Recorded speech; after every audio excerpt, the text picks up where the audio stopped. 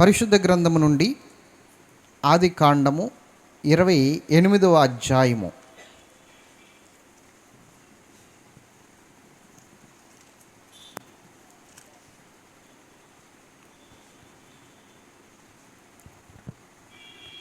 అందరూ తీసారా? 15వ వచనము మనం ఒకసారి చదువుకుందాం. 15వ వచనం. ఇదిగో నేను నీకు తోడయ్యుండి నువ్వు వెళ్ళు ప్రతి స్థలమందు నీ వెళ్ళు ప్రతి స్థలమందు నిన్ను కాపాడుచు నీ దేశమునకు నిన్ను మరలా రప్పించేదను. నిన్ను మరలా రప్పిస్తాను. నేను నీతో చెప్పినది నెరవేర్చు వరకు నిన్ను విడువనని చెప్పగా యాకోబు నిద్ర తెలిసి చాలు. దేవునికి మహిమ కలుగును గాక. దేవుడు మనతో మాట్లాడును గాక. ఆయన కృప నిరంతరము మన ఎడల హెచ్చుగా ఉండును గాక. దేవుని బిడలారా, జాగ్రత్తగా ఈ వచనాన్ని మనం ధ్యానిద్దాం. యాకోబు తండ్రి ఇంటి నుండి అన్నగారిని మోసగించి, తండ్రిని మోసగించి అతడు ఇల్లు విడిచిపెట్టి వెళ్ళిపోతున్న సందర్భం అది. రెబెకా తల్లి చెప్తుంది, నీవు ఇక్కడ ఉండి నీ అన్న నీవు కొట్లాడుకుంటే ఇద్దరిని ఒక్కసారిగా నేను పోగొట్టుకోలేను.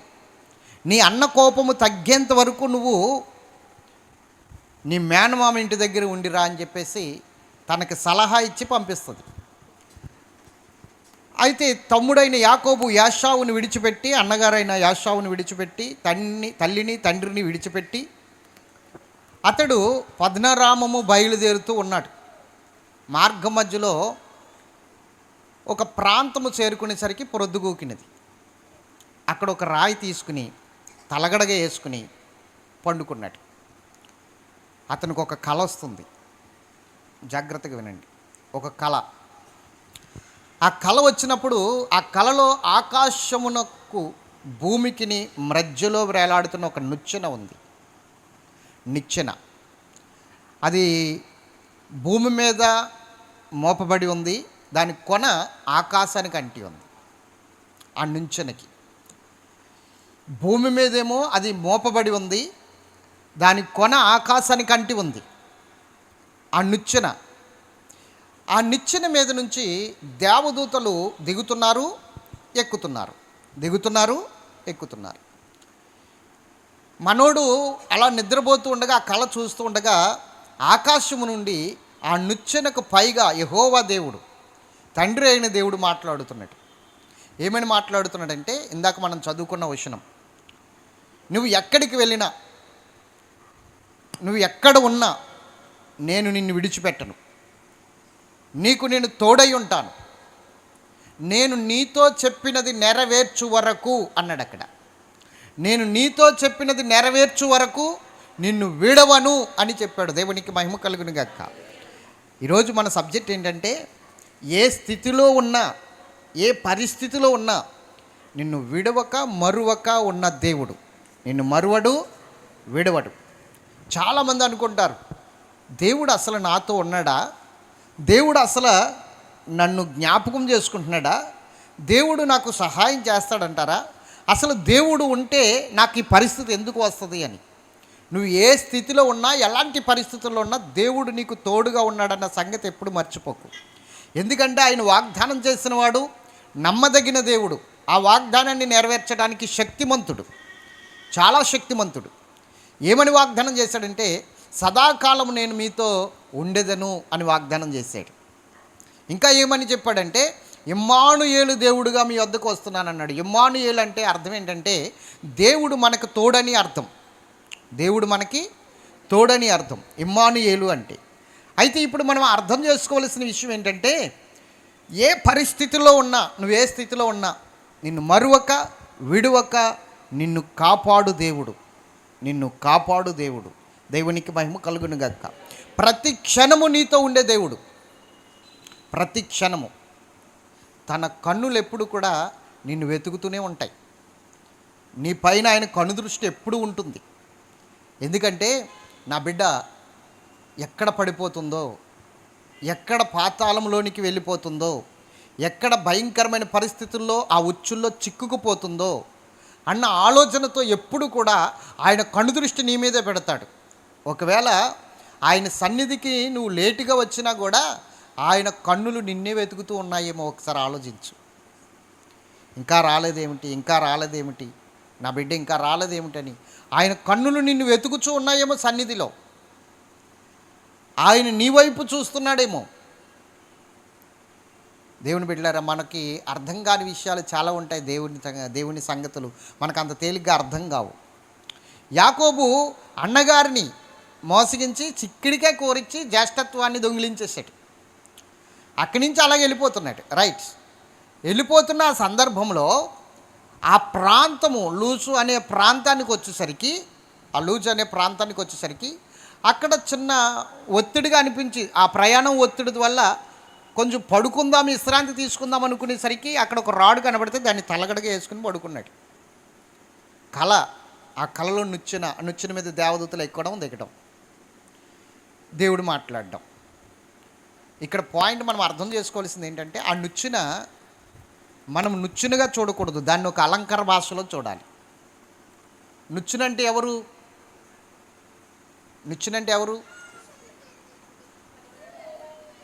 యేసుక్రీస్తు ప్రభువారు. దేవునికి మహిమ కలుగును గాక.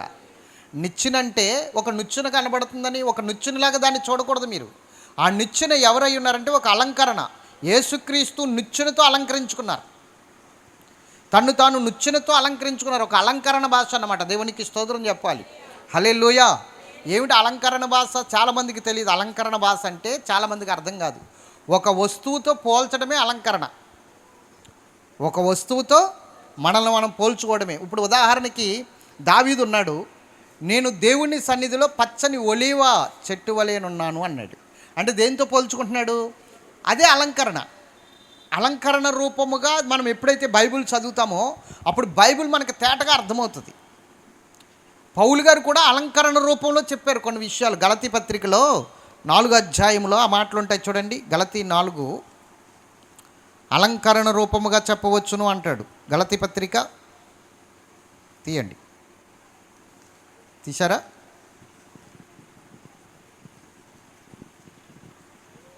బ్రదర్ తీశారా?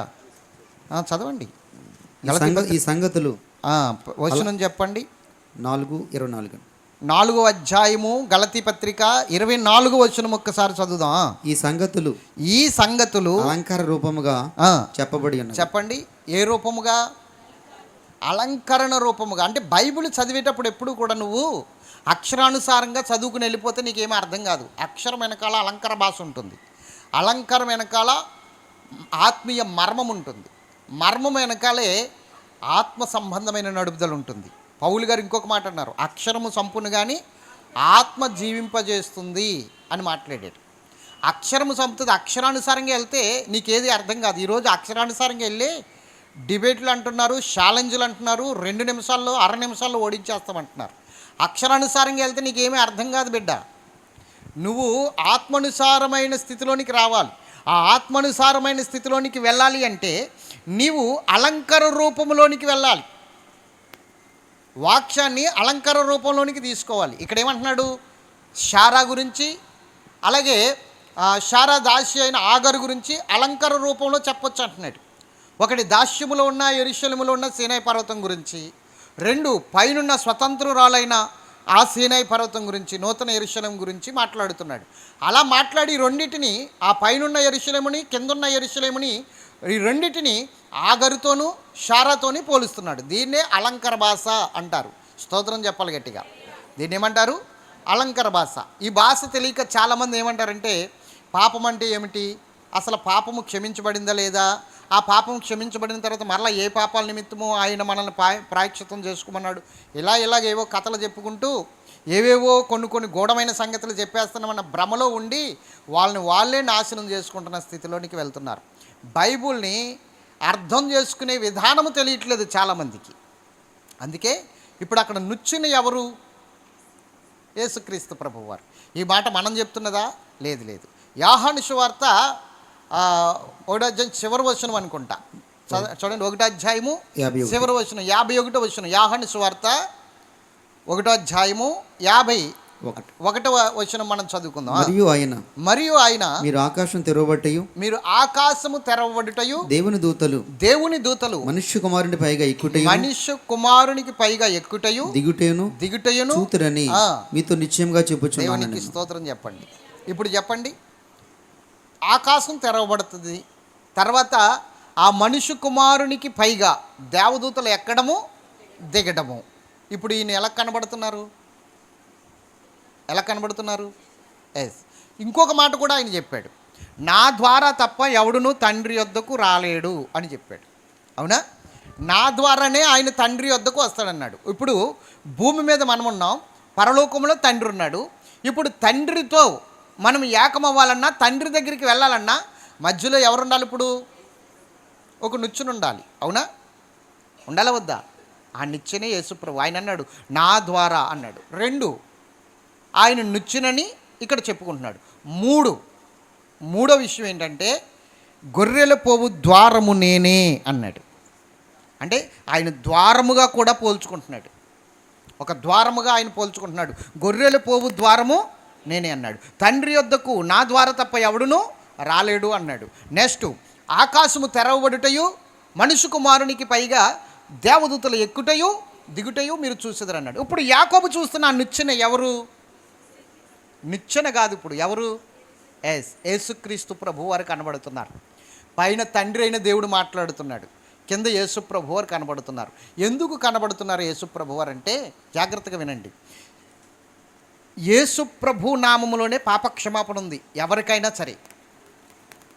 సరే భూమి మీద పుట్టిన ఆదాము మొదలుకుని రేపు పుట్టపోయే కడవరి మానవుడి వరకు, లాస్ట్ మానవుడి వరకు కూడా యేసుక్రీస్తు ప్రభు నామములోనే పాపక్షమాపణ.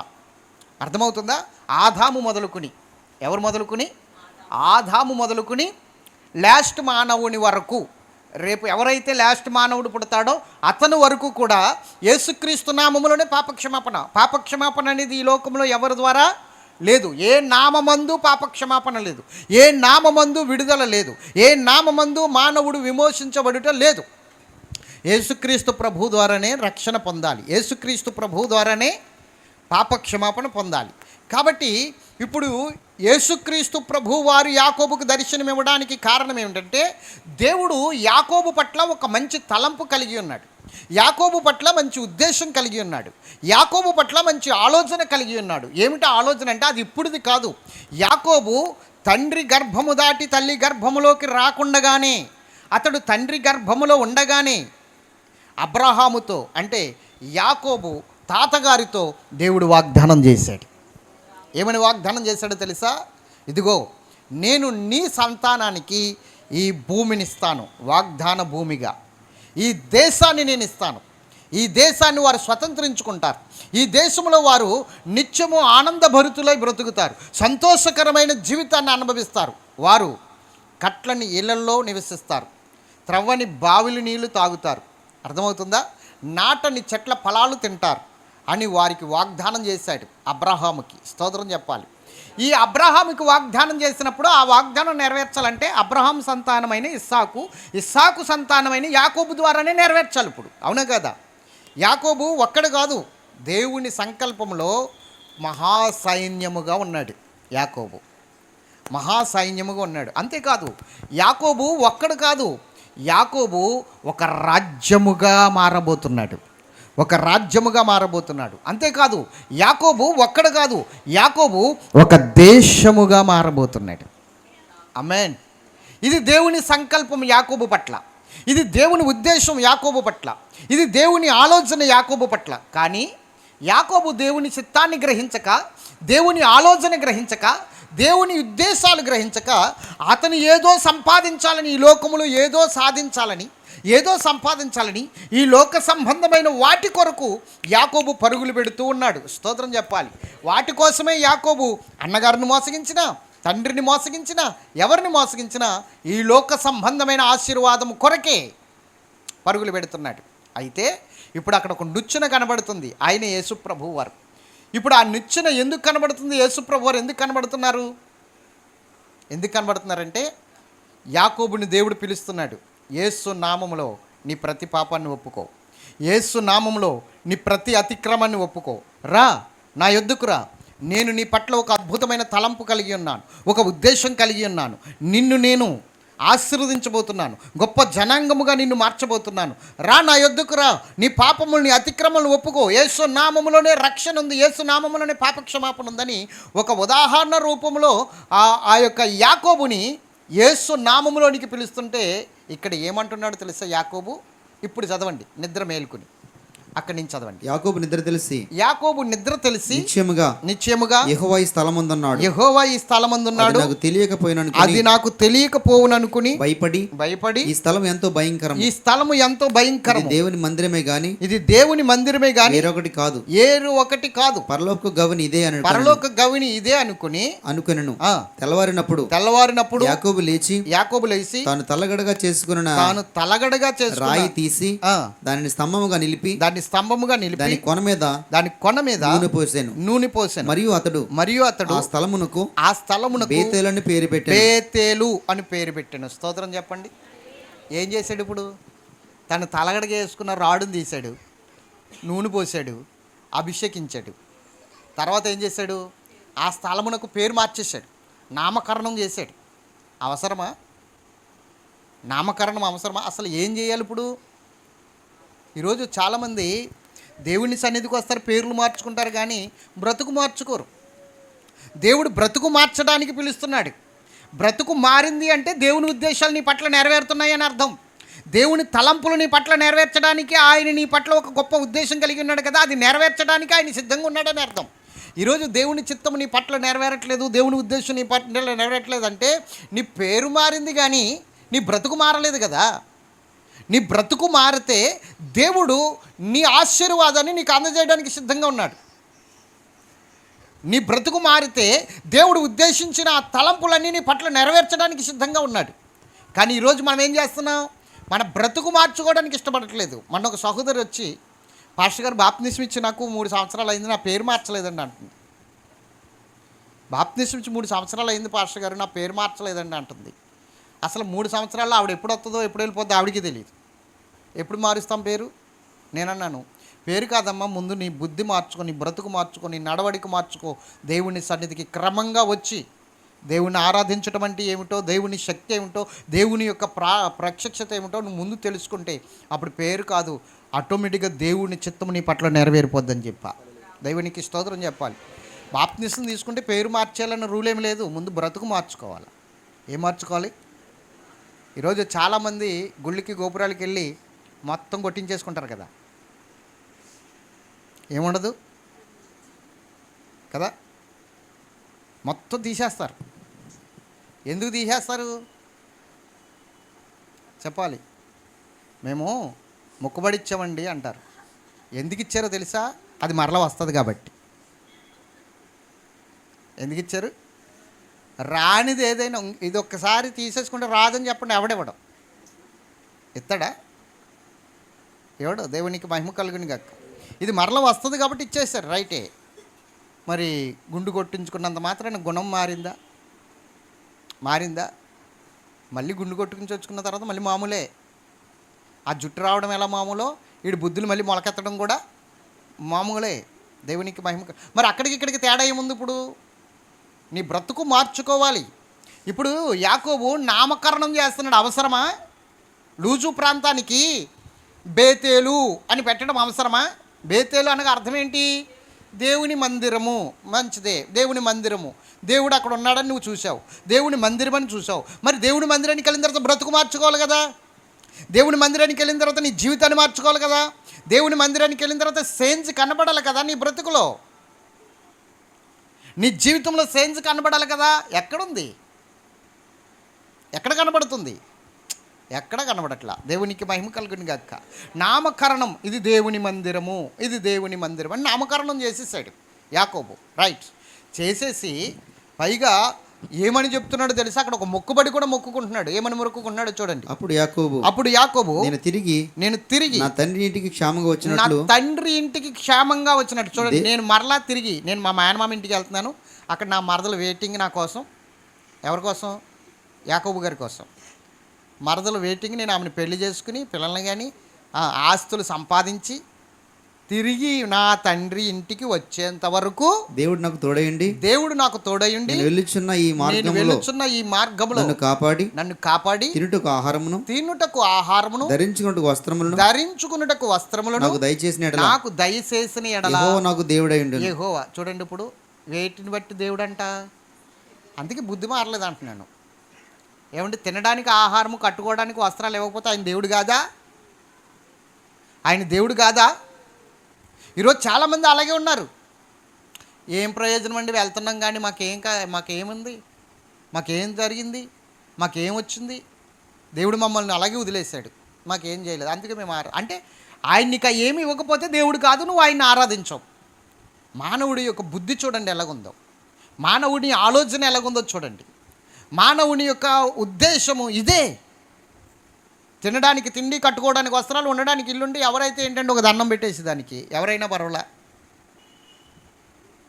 యాకోబు బ్రతుకు కూడా అలాగే ఉంది. బ్రతుకు మారట్లేదండి.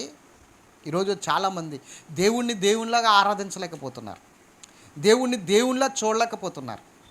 నేను అంటాను, మనం నీతిగా బ్రతకడం వల్ల, మనం యథార్థవంతులుగా బ్రతకడం వల్ల, మనం పరిశుద్ధులుగా బ్రతకడం వల్ల దేవుడికి ఏమన్నా ఉపకారమా చెప్పండి? ఏబుని అడుగుతాడు ఈ ప్రశ్న దేవుడు. ఏమని అడుగుతాడో తెలుసా? నువ్వు నీతిమంతుడిగా ఉండడం వల్ల, నువ్వు యథార్థవంతుడిగా ఉండడం వల్ల నాకేమన్నా లాభమా అని అడుగుతాడు ఏబుని. ఇప్పుడు నేను అడుగుతున్నాను, మనం నీతిమంతులుగా, మనం యథార్థవంతులుగా ఉండడం వల్ల దేవునికి లాభమా? ఎవరికి లాభం? మరి దేవునికి లాభమైనట్లు, దేవుని సన్నిధికి రావడం వల్ల ఆయనకి లాభమైనట్లు, ఆయన ఆరాధించడం వల్ల ఆయనకి లాభమైనట్లు, నేను ఇంక రానండి, నేను ఇంక చేయనండి, ఇలాంటి వారు కూడా ఉన్నారు. నేను ఇంక ప్రార్థన చేయనండి, నేను వెళ్ళనండి. ఎవరికి లాభం, ఎవరికి నష్టం? ఆరాధించడం వల్ల నీకే లాభం, ఆరాధించకపోవడం వల్ల నీకే నష్టం. రెండు మనకే. ఆయనకేమీ లేదు, ఆయనకేమీ లేదు. కృతజ్ఞత అంతే మంది. మనం ఆయన ఆరాధించడానికి ఆయన మనల్ని సృష్టించాడు కాబట్టి, మన కోసము శ్రమపడ్డాడు కాబట్టి, మనకు నిత్య జీవం ఇచ్చాడు కాబట్టి, నరకము నుండి మనల్ని తప్పించాడు కాబట్టి, మనకు రక్షణ ఆశీర్వాదాలు ఇచ్చాడు కాబట్టి మనం స్తుతించాలి. అందుకని ఏవో చేస్తే కాదు, ఆల్రెడీ చేసి పెట్టేశాడు నీ కోసం అన్నీ కూడా. ఇంక మరలా ప్రత్యేకంగా ఏమీ చేసేది ఏమీ లేదు. అన్నీ చేసేసాడు, ఆయన నీ కోసం వచ్చేసాడు, ప్రాణం పెట్టేశాడు. ఇంకా అంతకన్నా ఏం పెడతాడు? తన ప్రాణం కన్నా ఎక్కువైనది ఏమైనా ఉందా పెట్టడానికి? ఇవన్నీ తుచ్చమైనవే కదా, ఇవన్నీ తుచ్చమైనవే కదా. ప్రాణం కన్నా ఎక్కువైనది ఏముంది పెట్టడానికి? ఏమీ లేదు. మరి నిజంగా సత్యం గ్రహించాలి. యాకోబులాగా బ్రతకొద్దు, యాకోబులాగా ఉండొద్దు. పరిస్థితి ఎలా ఉంటుందో మీకు నేను చెప్తాను, ముందుకు వెళ్దాం.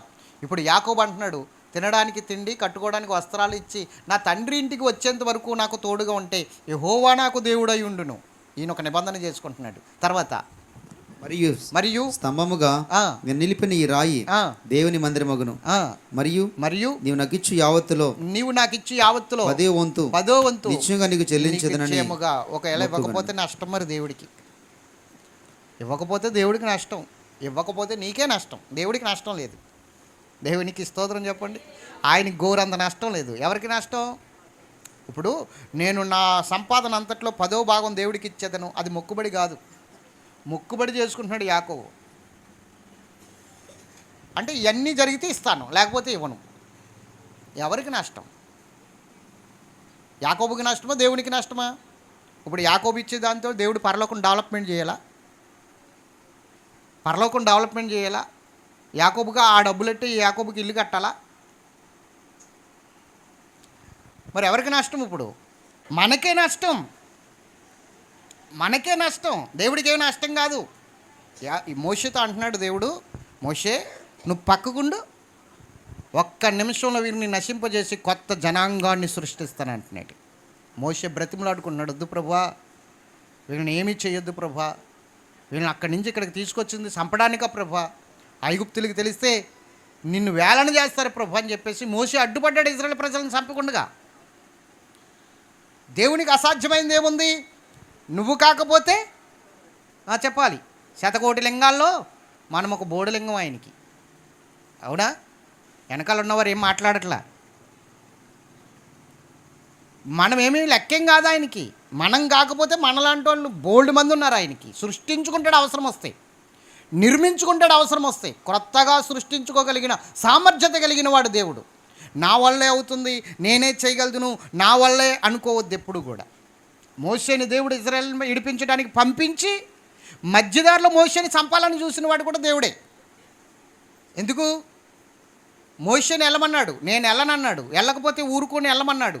బ్రతిమలాడినట్లు బ్రతిమలాడి, హెచ్చరించినట్లు హెచ్చరించి, నయానో భయానో మొత్తం మీద పంపిస్తున్నప్పుడు వెళ్తున్నాడు కదా, సత్రములో యెహోవా అతన్ని చంపాలని చూశాడు మోషేని. ఆ సంగతి షిపోరా వెంటనే తెలివైనది గనక వాడిగల ఒక రాయి తీసుకుని కుమారుడికి సున్నితి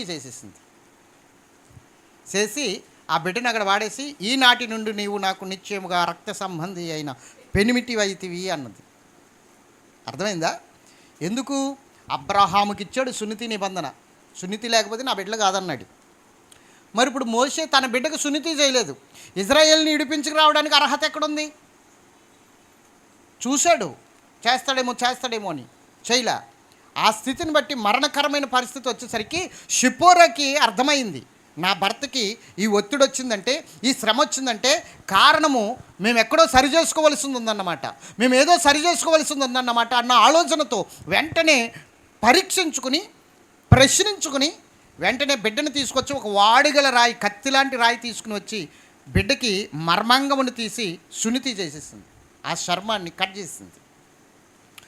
చేసిన తర్వాత దేవుడు ఉగ్రత మోషే దగ్గర నుంచి వెళ్ళిపోయింది. మోషేని పంపాలనుకున్నవాడు ఆయనే, చంపాలనుకున్నవాడు కూడా ఆయనే. నీ బుద్ధి మారకపోతే, నీ బ్రతుకు మారకపోతే నిన్ను విడిచిపెట్టేసేవాడు ఆయనే. జాగ్రత్త. కానీ ఒక్క విషయం, దేవుడు నీతో మాట్లాడుతున్న మాట ఏంటో తెలుసా? దేవుడు నీ పట్ల ఒక అద్భుతమైన తలంపు కలిగి ఉన్నాడు, ఒక దైవ చిత్తాన్ని కలిగి ఉన్నాడు. అది నెరవేర్చాలని చూస్తున్నాడు. ఎప్పుడు నెరవేరుస్తాడంటే, నీవు ఆయన తట్టు తిరిగినప్పుడు, నువ్వు ఆయన వైపు చూస్తున్నప్పుడు, నువ్వు ఆయన వైపు చూసి ఆయన తట్టు తిరిగి ఆయనకి సాష్టాంగపడి నీవు ఆయనకి సమర్పించుకోగలిగినప్పుడు నీ పట్ల దేవుడు తన ఉద్దేశాన్ని, తన చిత్తాన్ని నెరవేర్చి నిన్ను ఉన్నతమైన స్థాయిలో నిలబెట్టేస్తాడు దేవుడు. ఒక అద్భుతమైన స్థాయిలో నిలబెట్టేస్తాడు దేవుడు. ఈరోజు నీ పట్ల ఆ అద్భుతమైన కార్యము జరిగించడానికి నీలో ఒక మార్పు కోరుకుంటున్నాడు దేవుడు. నీలో ఒక మార్పు కోరుకుంటున్నాడు. అందుకనే మారమని కోరుతున్నాడు.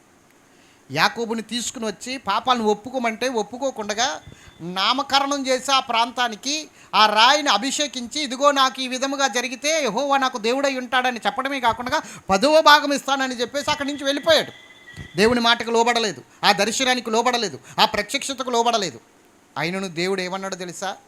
నేను నీతో చెప్పినది నెరవేర్చు వరకు నిన్ను విడవనన్నాడు. అంటే తాతగారికి చేసిన వాగ్దానం నెరవేరేంత వరకు నిన్ను విడవను, నీతోనే ఉంటానన్నాడు. దేవునికి మహిమ కలుగును గాక.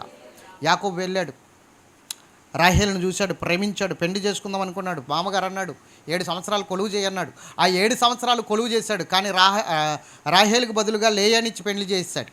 మరలా ఇంకో 7 సంవత్సరాలు కొలువు చేశాడు. మొత్తం 14 సంవత్సరాలు వైపు కోసం లైఫ్ ఇచ్చేసాడు. దేవునికి మహిమ కలుగును గాక. 14 సంవత్సరాలు అంటే లైఫ్, వైపు కోసం లైఫ్ దారిపోసాడు. రైట్. ఆ 14 సంవత్సరాలు అయిన తర్వాత ఆమెకు మరలా రాహేలునిచ్చి పెళ్లి చేశాడు. పిల్లలను కన్న తర్వాత ఆస్తి కూడా విస్తారంగా సంపాదించేశాడు. యాకోబు మామగారు నిన్న మొన్న ఉన్నట్లు ఏడుపుడు. యాకోబు మామగారు యాకోబు పట్ల నిన్న మొన్న ఉన్నంత సరదాగా ఉండట్లేదు, సంతోషంగా ఉండట్లేదు, ముఖం వాడుచుకుని ఉంటున్నాడు. ఆ ముఖం తేడాగా ఉంటుంది. యాకోబు బామ్మర్దులు అంటున్నారు, మన తండ్రి ఆస్తే యాకోబు పట్టుకుని వెళ్ళిపోతున్నాడు. అదంతా మన తండ్రి ఆస్తే. బామ్మర్దులు మాటలు మారిపోయినాయి, బామ్మర్దులు సూటిపోటు మాటలు మాట్లాడుతున్నారు. ఇంకా పరిస్థితులన్నీ తారుమారైపోయినాయి. దేవుడు అంటున్నాడు, నువ్వు మూటముళ్ళు సర్దుకుని ముందు బయలుదేరి ఇక్కడి నుంచి అంటున్నాడు. 31వ అధ్యాయం 1 కాడి నుంచి మనం చూద్దాం. 31వ అధ్యాయం 1 కాడి నుంచి. లాబాను కుమారులు మన తండ్రికి కలిగినది యావత్తును, మనకు తండ్రికి కలిగినది యావత్తును యాకోబు తీసుకుని మన తండ్రికి కలిగిన దాని వలన ఈ యావదాస్తి సంపాదించినని. మన తండ్రికి కలిగిన యావత్తును యాకోబు తీసుకుని దాని వలనే యావదాస్తి సంపాదించాడు బావగారు అని చెప్పుకున్న మాటలు యాకోబు విన్నాడు. మరియు అతడు లాబాను ముఖం చూసినప్పుడు నిన్న మొన్న ఉన్నట్లు అతని ఏడలు ఉండలేదు. చూడండి, ఇది వరకు లాబాను అల్లుడు గారిని చూసేసరికి ఎంతో చక్కగా మర్యాద చేసేవాడు, చక్కగా ఉండేవాడు. ఏమండి, తెల్లని ముఖముతో వచ్చి సంతోషంగా ఉండేవాడు. ఎప్పుడైతే ఆస్తి పెరిగిపోతుందో యాకోబుకి, ఇతనిలో మత్సరం పెరిగిపోతుంది, కుళ్ళు పెరిగిపోతుంది. ఇతను కూడా తేడాగా ఉంటున్నాడు, బామ్మర్దులు తేడాగా ఉంటున్నారు, మామగారు తేడాగా ఉంటున్నాడు. అందరూ కూడా అతన్ని చిన్నచూపు చూడడం మొదలుపెట్టారు. ఇదంతా నాదే అన్నట్లుగా ఆలోచిస్తున్నారు వాళ్ళు. ఈరోజు మనం సంపాదించిన ప్రాబ్లమే, సంపాదించకపోయినా ప్రాబ్లమే. ఒకవేళ ఏమీ చేయలేదనుకోండి, ఏమి చేయడే వీడు, అచ్చోసిన ఆంబోతులా తిరిగి వస్తాడంతే, తల్లిదండ్రులు పెట్టేస్తారంతే అని తిడతారు. అది రేత్రి పొగులు కష్టపడడం, వీడికి చాలా కాపారం రా బాబా, నిద్ర కూడా పోవట్లేదు, తిండి కూడా తింటలేదు, ఓ సంపాదించినాడు ఏం చేద్దామనో. అలా చేసినా బాధే, ఇలా చేసినా బాధే. అందుకనే ఈ నాలికి నరం లేదంటారు. రకరకాలుగా మాట్లాడుతుంది ఈ నాలిక. ఎదురుగుండుకున్నప్పుడు ఒక రకంగా మాట్లాడుతుంది, వెనక్కి తిరిగినప్పుడు ఇంకో రకంగా మాట్లాడుతుంది. ఈ నాలిక మాటలు పట్టించుకోకూడదు, అర్థమైందా? అప్పుడప్పుడు ఒక ఆమె వస్తూ ఉంటుంది యూట్యూబ్లో, రీల్స్లో, లోకులు కాకులు అంటుంది ఆమె. ఏమంటుంది చూసారు ఎప్పుడైనా? దేవునికి మహిమ కలుగును గాక. ఎప్పుడైనా రీల్స్ చూసారా? దేవునికి స్తోత్రం చెప్పండి. నిజమే, లోకులు కాకులే, కావు కావు అని అరుస్తూనే ఉంటారు. అయిన దానికి అరుస్తారు, కాని దానికి అరుస్తారు, అయిన దానికి అరుస్తారు, కాని దానికి అరుస్తారు. అరుపులే అరుపులు. కాబట్టి ఎవరు నిన్ను పట్టించుకున్నా, ఎవరు నిన్ను పట్టించుకోకపోయినా, ఎవరు నిన్ను సరిగ్గా చూస్తున్నా, ఎవరు నిన్ను సరిగ్గా చూడకపోయినా, ఎవరు నిన్ను ఏ విధముగా హింస పెడుతున్నా, నీ దేవుడైన యెహోవా మాత్రము నీ వైపు చూస్తూనే ఉన్నాడు. ఆయన చూచుచున్న దేవుడు, నీ పరిస్థితులన్నిటినీ మార్చగలిగిన దేవుడు. కానీ ఎందుకు చూస్తున్నాడో తెలుసా? నువ్వు ఆయన వైపు తిరుగుతావేమో అని. ఆయన వైపు తిరుగుతావేమో, నీ పరిస్థితులన్నీ మార్చేద్దామని ఆయన చూస్తున్నాడు. కానీ ఆయన వైపు చూడట్లేదు, లోకం వైపు చూస్తున్నాం. అందుకే ఆయన అంటాడు, లోబడనల్లని ప్రజలు మీరు నా వైపుకి వీపునే తిప్పి ఉన్నారు, అటు తిరిగి ఉన్నారు మీరంతా అంటాడు. కేవలం మనమైతే ఇక్కడికి వచ్చాం, కానీ మన మనసులు ఇక్కడ ఉండవు, మన ఆలోచనలు ఇక్కడ ఉండవు. ఏవేవో ఆలోచిస్తూ ఉంటాం, ఏవేవో తలంచుతూ ఉంటాం. యాకోబు పరిస్థితి ఎలా మారిపోయిందో చెప్తాను వినండి. దేవుని బిడ్డలారా, మామగారు చిన్నచూపు చూస్తున్నాడు. నిన్న మొన్న ఉన్నట్లేదు అతని ముఖం, అతని పట్ల చాలా తేడాగా ఉంటుంది, మాటలు తేడాగా ఉంటున్నాయి.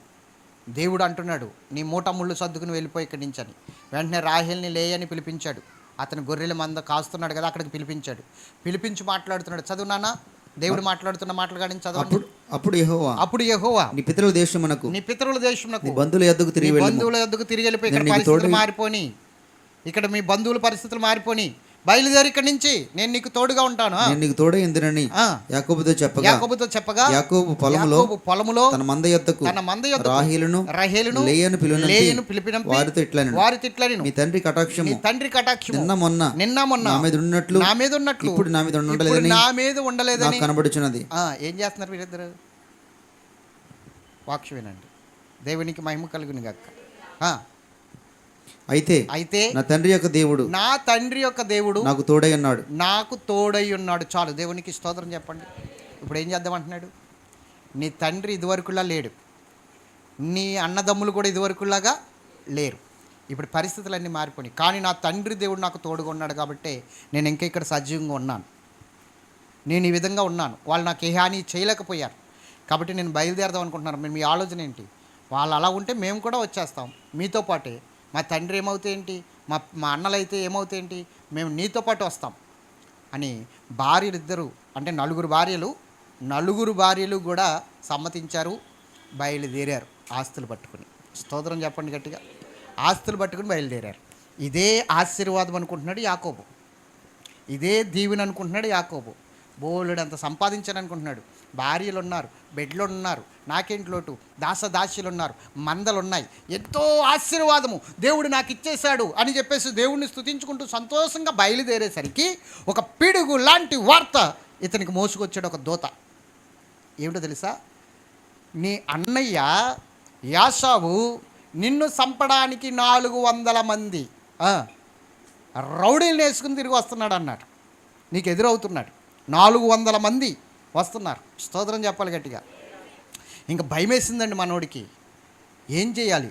ఇప్పుడు నన్ను చంపేస్తాడేమో, నా బిడ్డలను చంపేస్తాడేమో, ఈ ఆస్తి అంతా తీసేసుకుంటాడేమో, నేను కష్టపడి ఇక్కడ సంపాదించిన 20 సంవత్సరాలు సంపాదించిన ఈ ఆస్తి అంతా తీసేసుకుంటాడేమో అని భయమేసి 2 గుంపులుగా మార్చేశాడు ఆస్తిని. 2 గుంపులుగా మార్చేసి ఆ 2 గుంపుల్ని ముందు పంపించేసి ఆ రేవు ఎబ్బేకు రేవు దగ్గరికి వచ్చి ఆ రేవు దగ్గర అతను వాళ్ళని దాటించేసి ఈ రేవు దగ్గర ఒంటరిగా మోకరించి ఆ రాత్రి అంతా ప్రార్థన చేస్తున్నాడు. ఎబ్బేకు రేవు దగ్గర రాత్రి అంతా ప్రార్థన చేస్తున్నాడు. ఆ ఎబ్బేకు రేవు దగ్గర రాత్రి అంతా ప్రార్థన చేస్తుంటే ఒక దైవనరుడు దిగొచ్చాడు కిందకి. ఆయన ఎవరో తెలుసా? అప్పుడు నుచ్చునులా వచ్చాడు, ఇప్పుడు దైవ నరుడులా వచ్చాడు. దైవనరుడే, యేసుక్రీస్తు ప్రభువారే. స్తోత్రం చెప్పండి. దేవునికిని మనుషులకును మధ్యవర్తి ఒక్కడే, ఆయనే క్రీస్తేసను నరుడు అంటాడు తిమోతి పత్రికలో పౌలు గారు. అవునా? క్రీస్తేసను నరుడు, ఆ దైవ నరుడే ఇప్పుడు యాకోబు దగ్గరికి 2వ సారి వచ్చాడు. ఇప్పటికైనా నీ పాపాలు ఒప్పుకో, ఇప్పటికైనా నీ అతిక్రమాలు ఒప్పుకో, ఇప్పటికైనా నీ పాపాలు ఒప్పుకొని ఆయన అంటున్నాడు. లేదు నన్ను ఆశీర్వదించని ఈయన అంటున్నాడు. ఇక్కడ పోరాటం జరుగుతుంది. మరలా పోరాటం. నీ పాపాలు ఒప్పుకోరా బాబు అని ఈయన, లేదు నన్ను ఆశీర్వదిస్తే నేను నిన్ను వదులుతానని ఈయన. ఇక్కడికి ఇద్దరికి మరలా పోరాటం. పోరాటం అంటే ఇద్దరు కొట్టుకుంటున్నారని కాదు, ఇద్దరు కలబడుతున్నారని కాదు. దేవునితో పోరాడుతున్నాడు అంటే అర్థం ఏమిటంటే లోక సంబంధమైన వాటి కోసం పోరాడుతున్నాడు. కానీ దేవుడు ఏమని చెప్తున్నాడు? ఇప్పటికైనా నీ బ్రతుకు మార్చుకో, ఇప్పటికైనా నీ బుద్ధి మార్చుకో, నిన్ను నేను ఆశీర్వదిస్తాను, శాశ్వతమైన ఆశీర్వాదంతో నిన్ను నేను ఆశీర్వదిస్తాననేమో దేవుడు అంటుంటే ఈయన అంటున్నాడు అట్లా కాదు, నన్ను ఆశీర్వదించు. ఒప్పుకునే పరిస్థితి పక్కన పెట్టు, ముందు నన్ను ఆశీర్వదించు. నా అన్న వచ్చేస్తున్నాడు నన్ను చంపడానికి, నన్ను ఆశీర్వదించు. ఏం ఆశీర్వదించాలి? నన్ను ఆశీర్వదించు అంతే. నన్ను చంపకుండా, నేను మరణం అయిపోకుండా నన్ను ఆశీర్వదించు. సరే ఆశీర్వదిస్తాను, నీ పాపాలు ఒప్పుకో. ఏం పాపాలు ఉన్నాయి? మనము మాయలో ఉన్నప్పుడు, ముసుగులో ఉన్నప్పుడు, భ్రమలో ఉన్నప్పుడు మన పాపాలు మనకి ముఖస్తుతి చేస్తాయట. మన ఎదురుగుండగా వచ్చి ఏం చేస్తాయి? అబ్బాయి ఇది పాపమే కాదు, ఇది తప్పే కాదు, ఇది ఈ చిన్న తప్పేమో దేవుడు లెక్క పెట్టడు, ఈ చిన్న తప్పేమో దేవుడేమీ గుర్తించడు. ఈ పాపాలు, ఈ తప్పులు ఏం చేస్తాయంటే ముఖస్తుతి చేస్తాయి మన దగ్గరికి వచ్చి, చాలా దారుణంగా. కానీ దేవుడు ప్రతి చిన్న దాన్ని కూడా నీలో ఉంచకూడదు అనుకుంటున్నాడు. ఎందుకంటే నువ్వు పరిశుద్ధమైన వ్యక్తిగా దేవుని ఎదుట నిలబడాలి కనుక, నిష్కలంకమైన వ్యక్తిగా దేవుని ఎదుట నిలబడాలి కనుక చిన్న మచ్చ కూడా ఉండకూడదు అనుకుంటున్నాడు. పెండ్లి వస్త్రం ఇచ్చిన తర్వాత ఆ వస్త్రం మీద చిన్న డాగు ఉంటే ఆ డాగు పడ్డ వాడిని తీసుకుని వెళ్ళి చీకటి గుట్లో పాడాయించాడు. అర్థమైందా? పెండ్లి వస్త్రం ఇచ్చిన తర్వాత అది వేరే ఉపమానం, కానీ చెప్తున్నాను ఆ డాగే పాపం. ఆ వస్త్రం ఏమిటి?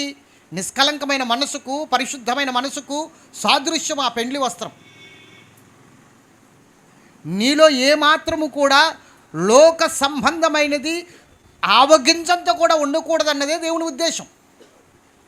తుచ్చమైనది నిన్ను పాడు చేస్తుంది కాబట్టి, ఈ లోక సంబంధమైనది నిన్ను నాశనంలోనికి తీసుకెళ్తుంది కాబట్టి, క్షయమైనది నీకు కలగజేస్తుంది కాబట్టి, అక్షయమైన ఆశీర్వాదం ఇవ్వడానికి నిన్ను పరిశుద్ధుడిగా ఉంచాలన్నదే దేవుని ఉద్దేశం. అందుకని ఆయన అంటాడు, నేను పరిశుద్ధుడిని కనుక మీరును పరిశుద్ధులై ఉండుడి. నేను పరిశుద్ధుని కనుక పరలోకంలో నివసిస్తున్నాను, పరిశుద్ధులే పరలోకంలో నివసిస్తారు, కాబట్టి నువ్వు పరిశుద్ధుడిగా ఉండు అని చెప్తున్నాడు. కాబట్టి యాకోబుడు అంటున్నాడు ఒప్పుకో అంటున్నాడు. కానీ యాకోబుకి ఆ పాపాలన్నీ ముఖస్తుతి చేస్తున్నాయి. అందుకని అక్కడ పెద్ద పోరాటం జరిగింది, తెల్లవార్లు జరిగింది పోరాటం. ఒరే బాబు నువ్వు ఒప్పుకోవు, కానీ నీ ప్రార్థన ఆపే, నేను వెళ్ళిపోతాను. ఆమె నన్ను, నేను వెళ్ళిపోతాను. ఆమె నన్ను ఆశీర్వదిస్తా అంటాను. అందుకని దేవుడు ఏమన్నాడంటే, సరే నీ పేరేంటి అని అడిగాడు. యాకోబు అన్నాడు. యాకోబు అన్నాడు. యాకోబు అంటే అర్థం ఏంటి? మోసగాడు అని అర్థం. సరే ఈ కానించి నీ పేరు యాకోబు కాదు, ఇజ్రాయేలే అన్నాడు. లే అన్నాడు. ఏమన్నాడు? ఇజ్రాయేలు అనలేదు. లూకి లేకి చాలా తేడా ఉంటుంది. ఏమన్నాడు? ఇజ్రాయేలే. మీరు చదవండి కావాలంటే ఆ వచనాలు. ఏమన్నాడు అక్కడ చూడండి, 32 అనుకుంటా. 32ఏనా? చదవండి. 32 28. అప్పుడు ఆయన నువ్వు దేవునితోను మనుషులతోను పోరాడి గెలిచితు గనుక ఇక మీద నీ పేరు ఇశ్రాయేలే గాని, అది ఇజ్రాయేలే గాని యాకోబు అనబడదని అది చెప్పండి. ఇప్పుడు ఇజ్రాయేలే, లేకి అర్థం ఎంత ఉందో తెలుసా మీకు? లేకి అర్థం ఏంటి? ఇప్పుడు మన పిల్లలు, చిన్నపిల్లలు, డాడీ పాలను దుక్కెళ్దాం డాడీ, ఎగ్జిబిషనో లేకపోతే ఎక్కడికో తిరణాలకో అమ్ముకుందాం, మనం వెళ్దాంలే అంటే దానికి అర్థం ఏంటి? వెళ్దాంలే, లేకి చాలా అర్థం ఉంది. దేవునికి మహిమ కలుగును గాక. అంటే దాన్ని హోల్లో పెట్టినట్టు, అర్థమైందా? పక్కన పెట్టినట్టు, చూద్దాంలే, చేద్దాంలే, వెళ్దాంలే. అలాగే ఇప్పుడు ఆశీర్వాదం ఇచ్చి ఇవ్వనట్లుగా చేశాడు. ఇక్కడ ఇజ్రాయేలే అన్నాడు కానీ ఇజ్రాయేలు అనలా. ఈ సబ్జెక్ట్ మీరు చాలా జాగ్రత్తగా అర్థం చేసుకోండి. అక్కడ పలికాడు అంటే యాకోబుని అక్కడ ఏదో తృప్తిపరుస్తున్నాడు కానీ అంతకు మించి ఆశీర్వాదం ఏమీ రాలేదు. ఎందుకు? అతని బ్రతుకు మారలేదు కాబట్టి, అతని బుద్ధులు మారలేదు కాబట్టి, అతని జీవితం మార్పు లేదు కాబట్టి. దేవుడి ఆశీర్వాదము కూడా వెనకబడే ఉంది, దేవుడి దీవెన కూడా వెనకబడే ఉంది. స్తోత్రం చెప్పండి. కానీ దేవుడు విడిచిపెట్టలేదండి. విడిచిపెట్టలేదు. ఈరోజు నీ బ్రతుకు కూడా అలాగే ఉంది. దేవుడు విడిచిపెట్టలేదు, కానీ నీ బ్రతుకు మార్చుకోకుండా దేవునికి దగ్గర అవ్వట్లేదు. కానీ నువ్వు ఈ పరిస్థితుల్లో ఎక్కడ పాడైపోతావో, ఎక్కడ నాశనం అయిపోతావో, చివరి టైంలోనైనా మార్పు చెందుతావేమో. అప్పుడు నీవు దేవుని ఉద్దేశాలు నీ పట్ల నెరవేర్చేద్దామని చూస్తున్నాడు. యాకోబు పట్ల ఏ విధంగా తోడై ఉన్నాడో దేవుడు నీ పట్ల, నా పట్ల కూడా అలాగే తోడై ఉన్నాడు. నువ్వు ఏ స్థితిలో ఉన్నా నిన్ను నన్ను కూడా మరవకుండా విడవకుండా నడిపిస్తున్న దేవుడు ఆయన. యాకోబు ఏ విధంగా లోబడకపోయినప్పటికీ యాకోబుకు తోడై ఉన్నాడో అలాగే మనకి తోడై ఉన్నాడు. ఎప్పుడు మన బ్రతుకు మార్చుకుంటామో అప్పుడు దేవుని ఉద్దేశాలు నెరవేరుద్దామని యాకోబు పట్ల ఆలోచిస్తున్న దేవుడు మన పట్ల కూడా అలాగే ఆలోచిస్తూ మనకు తోడై ఉన్నాడు. అన్నాడు, నేను నీతో చెప్పినది నెరవేర్చకుండా నిన్ను విడవనన్నాడు కదా యాకోబుతో. అలాగే మనతో కూడా దేవుడు తన ఉద్దేశాలు మన పట్ల నెరవేర్చే వరకు మనల్ని వదిలిపెట్టడు. గాఢాంధకారపు లోయలోకి వెళ్ళినా నీతో పాటు వస్తాడు ఆయన, ఖచ్చితంగా వస్తాడు ఆయన. దేవునికి మహిమ కలుగును గాక. చెప్పాలి ఇంకొకసారి, మార్పు లేనివాడైన నిన్ను తన కృపలో వర్ధిల్లింపచేసి ఉన్నతమైన స్థితిలో ఒక పరలోకపు పాత్రగా నిన్ను వాడుకోవాలని చూస్తున్నాడు. ఎలా వాడుకుంటాడో తెలియదు, కానీ నువ్వు లోబడితే ఖచ్చితంగా వాడుకుంటాడు. ఎలా వాడుకుంటాడో తెలియదు, ఖచ్చితంగా వాడుకోవడం మాత్రం నిజం. కానీ నువ్వు లోబడాలి. ఆశీర్వాదాలు కూడా పై ఆశీర్వాదాలే ఉంటాయి నీకు. అర్థమవుతుందా? ఎలాంటి ఆశీర్వాదాలు ఉంటాయి? పై ఆశీర్వాదాలే, ఇంతలో కనబడి అంతలో మాయమైపోయే ఆశీర్వాదాలే. స్వస్థతలు కూడా అంతే. యాకోబుకు కూడా దేవుడి ఆశీర్వాదాలు అలాగే ఉన్నాయి. ఇవేమీ శాశ్వతమైనవి కావు. యాకోబు 20 సంవత్సరాలు కష్టపడి సంపాదించుకొస్తున్నా అవి శాశ్వతమైన ఆశీర్వాదాలు కాదు. ఆ ఆశీర్వాదం ఒకరోజు కొదువైపోయి ఐగుప్తు దేశం గింజల కోసం వెళ్ళిన రోజులు కూడా ఉన్నాయి. తర్వాత దేవునికి మహిమ కలుగును గాక. జాగ్రత్తగా వినండి, దేవుడు మనతో మాట్లాడుతున్నాడు. యాకోబు బయలుదేరి వచ్చేస్తున్నాడు, రేవు దాటి సంతోషంగా దేవుడు నన్ను ఆశీర్వదించేశాడని. అసలు కథ ఇక్కడ మొదలైంది. బుద్ధి మారలేదు కదా, అసలు కథ ఇక్కడ మొదలైంది. యాకోబు అన్నగారు వచ్చాడు, కలుసుకున్న తర్వాత వాళ్ళిద్దరూ చక్కగా కుశల ప్రశ్నలు అడిగారు, తెలుసుకున్నారు. ఒకళ్ళ యొక్క క్షేమం ఒకళ్ళు తెలుసుకున్నారు. ఎవరి దారిని వారు వెళ్ళిపోయిన తర్వాత యాకోబు ఒక ప్రాంతం వచ్చి ఆ ప్రాంతంలో నివసించడం మొదలుపెట్టాడు. అర్థమవుతుందా? ఆ ప్రాంతంలో నివసించడం మొదలుపెట్టాడు. యాకోబుకు ఒక కుమార్తె ఉంది, ఆమె పేరు దీనా. చెప్పండి.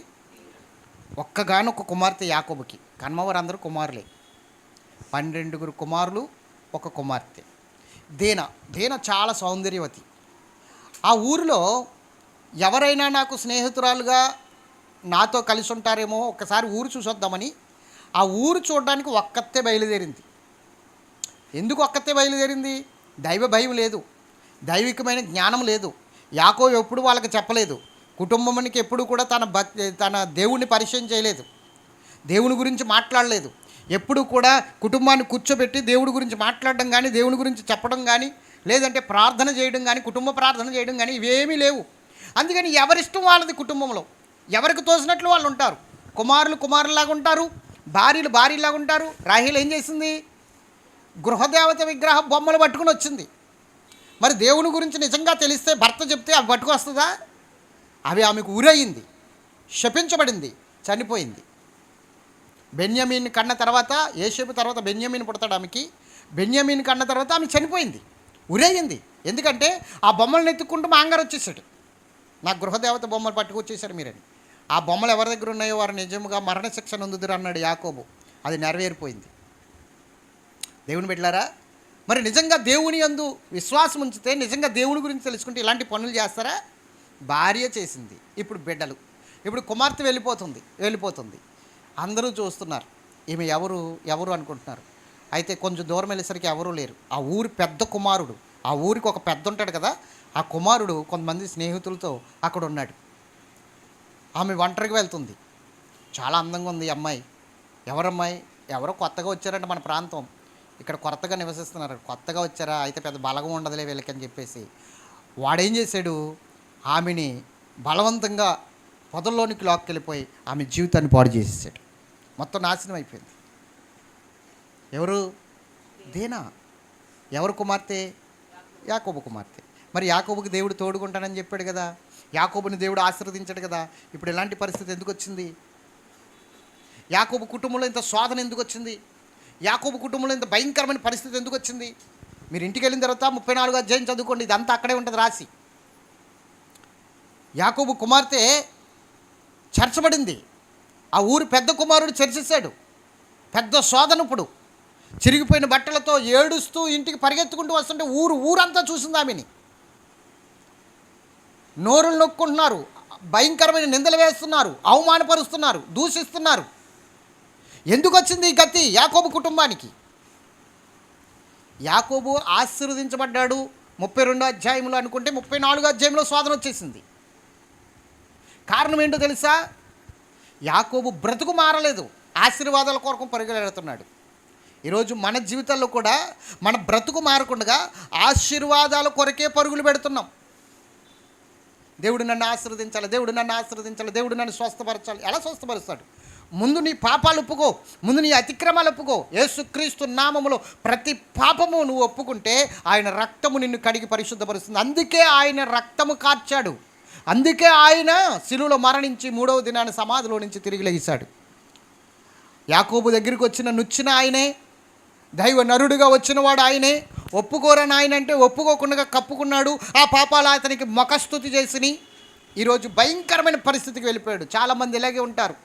దేవుడు నాకు తోడుగున్నాడు అందుకే నేను ఇవి సంపాదించుకుంటున్నాను, దేవుడు నాకు తోడుగున్నాడు అందుకే నేను అనుకున్నవి జరిగిపోతున్నాయి, దేవుడు నాకు తోడుగున్నాడు అందుకే నాకు ఏ కష్టం లేదనుకుని ఏదో ఒక రోజున శోధన ఉగ్ర రూపం ధరించుకుని నీ కుటుంబం మీద పడబోతుంది, నీ గృహం మీద పడబోతుంది. ఏం చేయగలదు అప్పుడు? నువ్వు దిక్కు తోసలేని పరిస్థితుల్లో ఉంటే, నలుగురు 4 రకాలుగా మాట్లాడుకుంటుంటే, నలుగురు దుమ్మెత్తిపోస్తుంటే, నలుగురు 4 రకాలుగా నిన్ను హేళన చేస్తుంటే, అవమానపరుస్తుంటే, ఎక్కడ నీ తలక ఎక్కడ పెట్టుకుంటే ఏమైపోతావు? ఏ పరిస్థితుల్లో నువ్వు ఎలాంటి పరిస్థితులకు దిగజారిపోతావు ఒక్కసారి ఆలోచించమని దేవుడు మాట్లాడుతున్నాడు. దేవుడు నాతో ఉన్నాడు, నాకు ఆశీర్వాదం ఉందనుకున్నాడు యాకోబు. ఇప్పుడు దాకా భయంకరమైన ఒక ఉరుము లాంటి భయంకరమైన స్థితి, ఒక పిడుగు లాంటి పరిస్థితి, శోధన అతని కుటుంబం మీదకి దిగొచ్చింది. యాకోబు ఏం చెయ్యాలో తెలియక, ఏం చెయ్యాలో అర్థం కాక ఏడుస్తుంటే ఈ విషయం కుమారులకి తెలిసి కుమారులు వెళ్ళి అక్కడ ఉన్నవారిని అందరినీ చంపేసి వచ్చారు, మగవాళ్ళని అందరినీ కూడా. వాళ్ళు రాజీ పడ్డారు, వచ్చి రాజీ పడితే వాళ్ళని మోసం చేసి చంపేశారండి యాకోబు కుమారులు. నరహంతకులు అయిపోయారు కుమారులు. ఏడుస్తున్నాడు.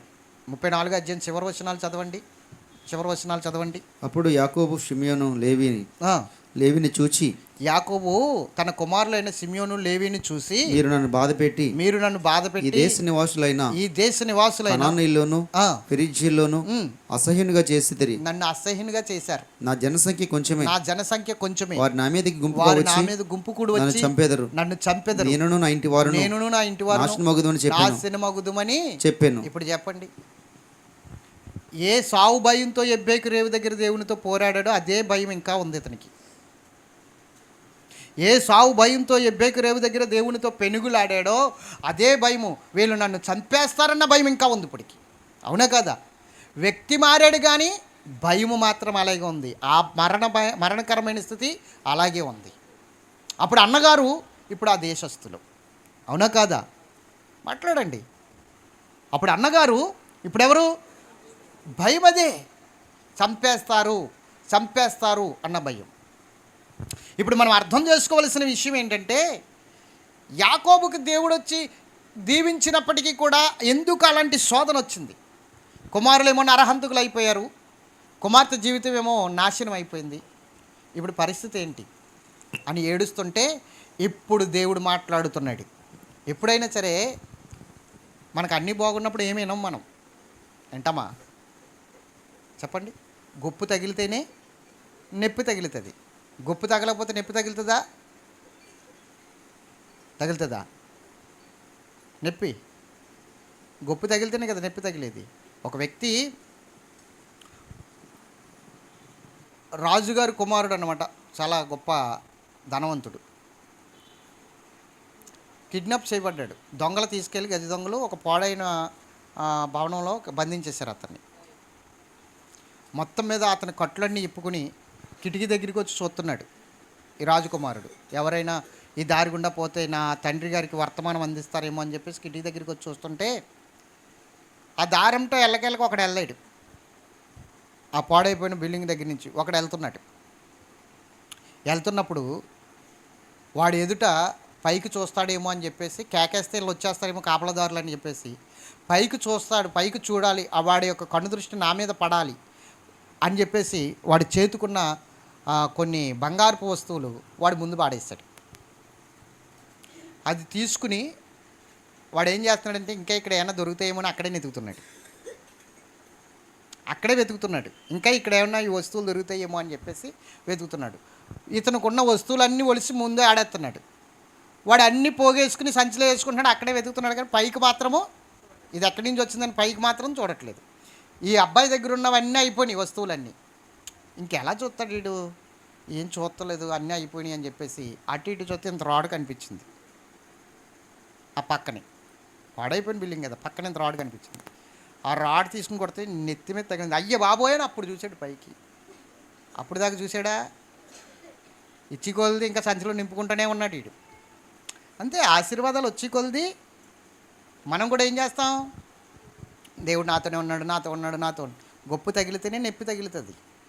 అప్పుడు పైకి చూశాడు. పైకి చూసేటప్పటికి ఇతను సైక్ చేశాడు, వెళ్ళి నా తండ్రి గారికి వర్తమానం అందించమని. అర్థమైందా?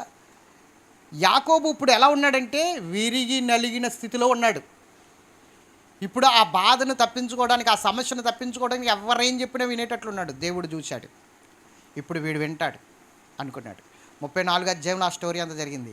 ఇప్పుడు 35 అధ్యాయంలో దేవుడు మాట్లాడుతున్నాడు. ఏం చేయాలో తెలియని పరిస్థితుల్లో, దిక్కు తోసలేని పరిస్థితుల్లో యాకోబు మిగిలిపోయినప్పుడు ఇప్పుడు యాకోబు దగ్గరికి దేవుడే వచ్చి మాట్లాడుతున్నాడు. చూద్దాం. ఇప్పుడు యాకోబుతో దేవుడు అంటున్నాడు యాకోబుతో, నీవు లేచి బేతేలునకు వెళ్ళి అక్కడ నివసించి సహోదరుడైన యేషేవు నొద్ద నుండి నువ్వు పారిపోయినప్పుడు నీకు కనబడిన ఆ దేవునికి అక్కడ బలిపీఠము కట్టు. పరిస్థితులన్నీ మారుతాయి. ఇప్పుడు అర్థమైందా? నా వైపు చూడండి బిడ్డలారా, ఇప్పుడు అర్థమైందా?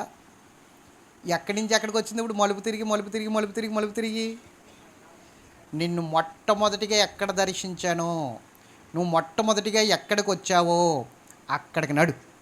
వచ్చి అప్పుడెప్పుడో కట్టాలి నువ్వు బలిపీఠం. నువ్వు నీ మాట నెగ్గించుకున్నావు కానీ నా మాట విన్నావా? ఇప్పుడు కట్టు, నడు, బయలుదేరు. నువ్వు నామకరణం చేసావు కదా మీ అన్నయ్య దగ్గర నుంచి పారిపోతున్నప్పుడు. ఆ బేతేలు దగ్గరికి వెళ్ళు. అక్కడికి వెళ్ళి అక్కడ ఒక బలిపీఠం కట్టు. అప్పుడు కట్టాలి మనోడు బలిపీఠం. కానీ ఆ రాడి మీద నూనె పోసి నామకరణం చేసి నాకు తోడై ఉంటే దక్షిణ భాగం ఇస్తానని మొక్కుబడి చేసుకుని వెళ్ళిపోయాడు. అప్పుడు బాగుంది కాబట్టి పరిస్థితి. ఇప్పుడు విరిగి నలిగిన హృదయంతో ఉన్నాడు. స్తోత్రం చెప్పాలి. అందుకనే విరిగి నలిగిన హృదయాన్ని అలస్యము చేయుడు దేవుడు ఎప్పుడు కూడా. అప్పుడే మాట వింటాడు మానవుడు. అప్పుడే మాట వింటాడు. శ్రమలు లేకపోతే, శోధనలు లేకపోతే, బలహీనతలు లేకపోతే మానవుడు నేనే గొప్పోడిని అనుకుంటాడు. నేనే దేవుడిని అనుకుంటాడు. అందుకని దేవుడు ఎప్పుడు ఎవరిని ఎలా వంచాలో, ఎక్కడ ఎవరిని నొక్కాలో అక్కడ నొక్కుతాడు. అందులో డౌట్ లేదు. దేవునికి మహిమ కలుగును గాక. నా జీవితంలో ఎంతమందిని చూశాను. అందుకే మొట్టమొదటిగా నేను ఏమంటానంటే దేవుని సన్నిధికి రండి బాబు అంటాను.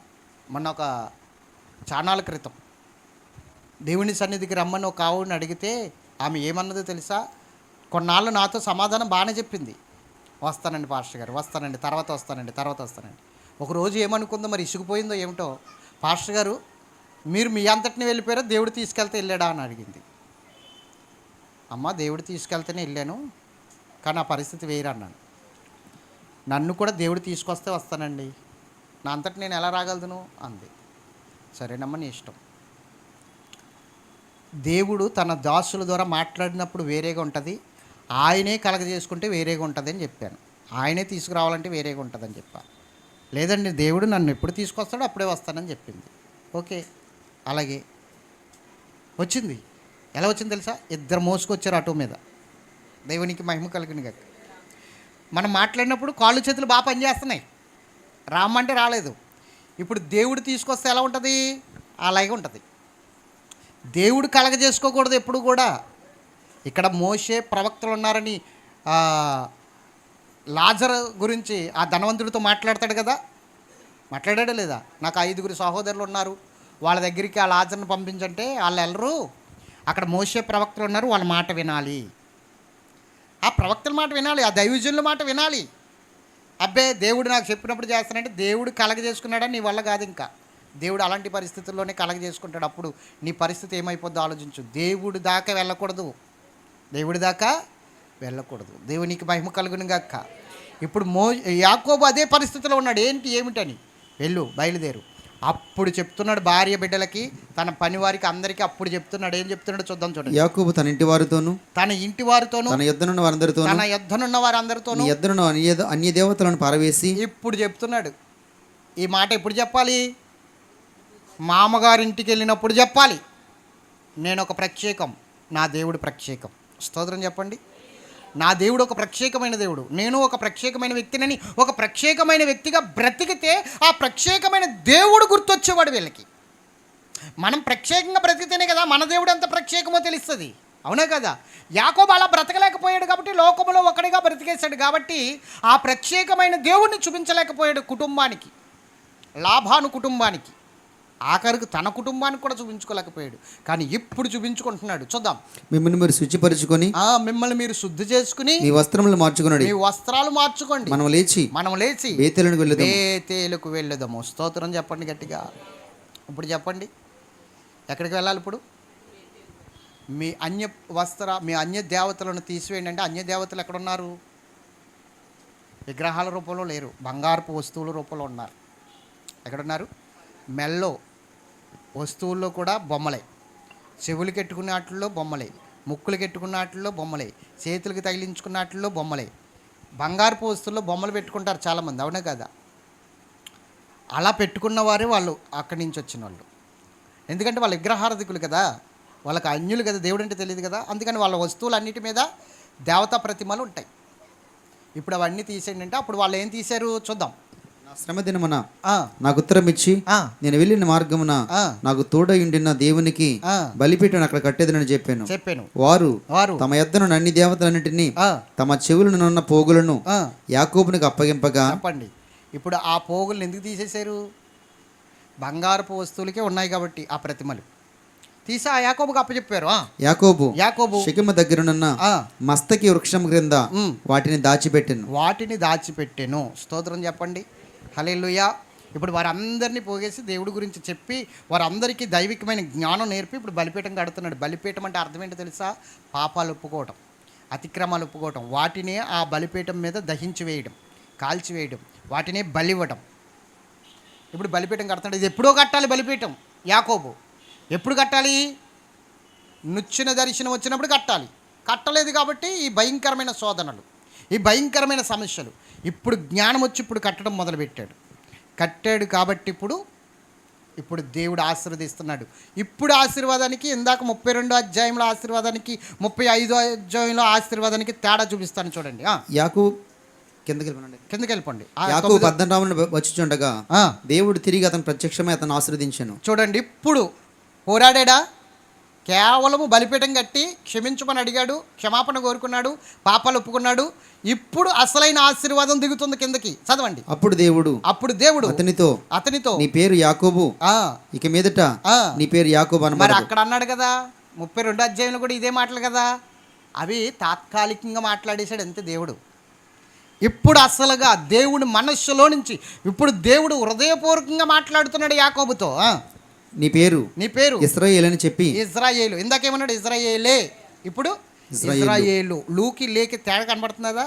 లేఖనాలను చదువుకుంటూ వెళ్ళిపోవడం కాదు, దాన్ని ధ్యానించినప్పుడు మనకి ఆ పాయింట్లు, అలాగే ఆ పాయింట్లను బట్టి సబ్జెక్టు మనకు అర్థమవుతుంది.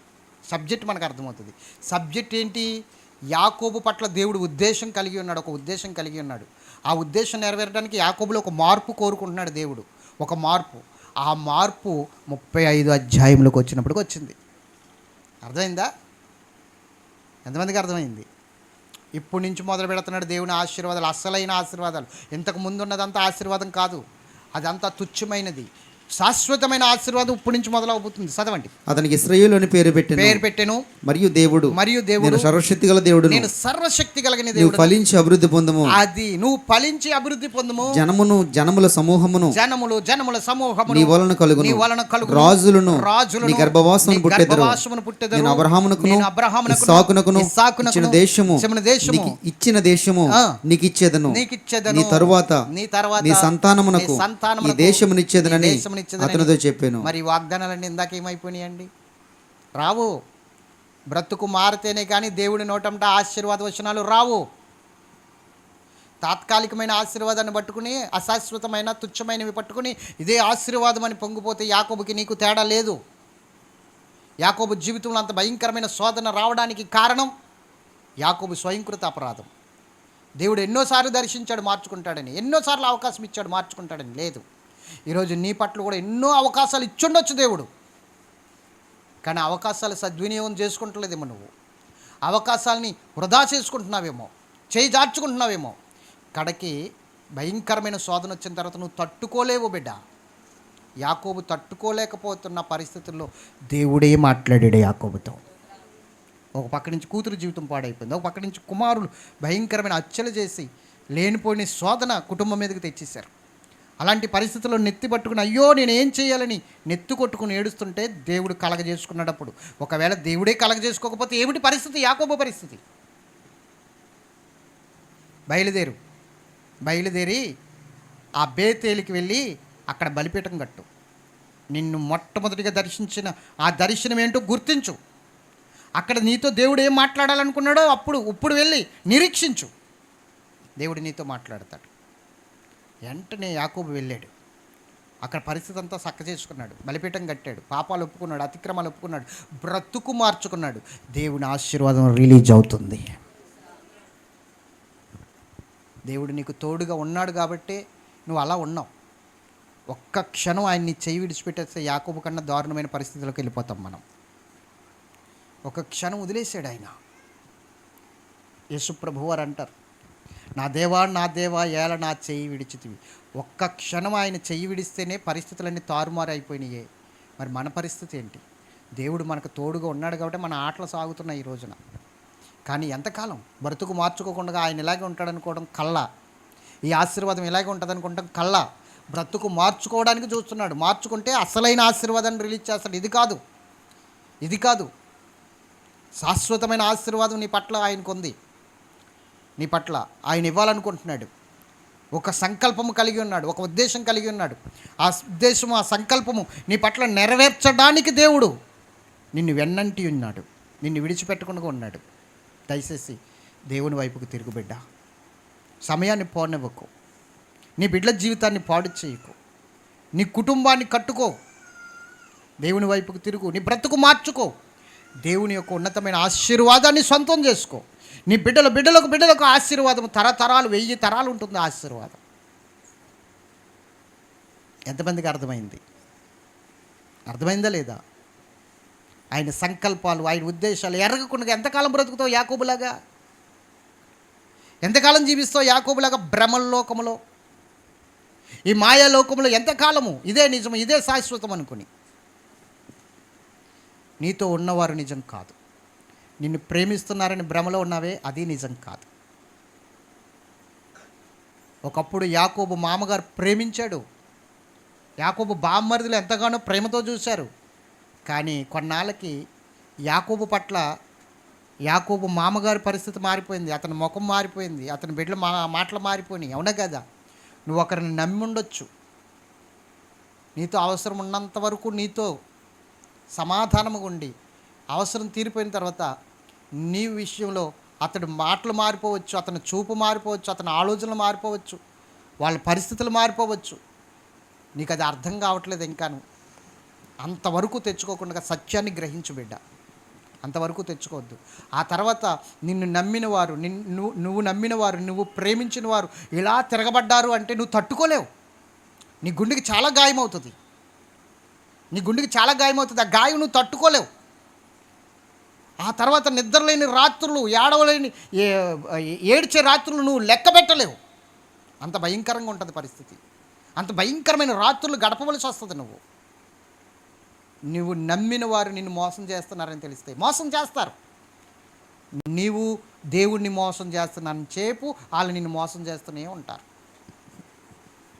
నువ్వు యథార్థంగా దేవుని వైపుకి తిరిగితే నీ దగ్గరికి యథార్థంగా పరిగెత్తుకుని వస్తారు యథార్థవంతులు. నమ్మి మోసపోకు. ఆ పరిస్థితి తెచ్చుకోకు. ఎందుకంటే తట్టుకోలేం మనం. ఇంతవరకు ఇలాంటి వాడినే నేను నమ్మింది, ఇంతవరకు ఇలాంటి వాడితోనే నేను ఉన్నది, ఇంతవరకు ఇలాంటి వాళ్ళతోనే నేను వాళ్ళ మధ్య జీవించింది అని తట్టుకోలేని పరిస్థితి. ఆ గుండె గాయం నువ్వు తట్టుకోలేవు. చాలా నిద్రలేని రాత్రులు ఏడుస్తూ గడపవలసి వస్తుంది. బయటికి చెప్పుకోలేవు, ఎవరికి చెప్పుకోలేవు. కుమ్మిలిపోతూ ఉంటావు. అలాంటి సమయంలో దేవుణ్ణి ఆశ్రయించు. యాకోబుకు దారి చూపించిన దేవుడు నీకును దారి చూపిస్తాడు. తొందరపాటు నిర్ణయాలు తీసుకోవద్దు. అలాంటి సందర్భంలో యాకోబు తొందరపాటు నిర్ణయాలు తీసుకోకుండా అలాంటి సందర్భంలో దేవుడు దర్శించాడు. అలాగే నువ్వు కూడా ఒకవేళ ఆ సందర్భంలో ఉంటే, అదే సిచ్యువేషన్లో ఉంటే దేవుని వైపుకు చూడు. నిన్ను నమ్మిన వారిని నీకు గాయం చేస్తాయి. దేవుని వైపు చూడు. ఖచ్చితంగా దేవుడు నీకు ఒక ద్వారం తెరవబోతున్నాడు, నీకు ఒక సహాయం చేయబోతున్నాడు. దేవుడు అద్భుతం చేయబోతున్నాడు. ఎంతమందికి అర్థమైందా? ప్రార్థన చేసుకుందామా? దేవుని వైపు చూద్దాం. దయచేసి లోకం వైపు చూడొద్దు. ఇంతవరకు మనం మోసపోయింది చాలు. అందుకే పౌలు గారు అంటారు గలతీ పత్రికలో, మోసపోకుడి, దేవుడు ఎక్కిరించబడడు. ఏమి విత్తుచున్నావో ఆ పంటే కోస్తావు అంటున్నాడు. మనం మోసపోతున్నాం, ఎవరినో మోసగిస్తున్నాం అనుకుంటే మనం మోసపోతున్నాం. అది చాలా ప్రమాదం. కాబట్టి దేవుడు ఎప్పుడూ ఎక్కిరించబడడు. ప్రార్థన చేసుకుందాం. మోకరించండి, ప్రార్థన చేసుకుందాం.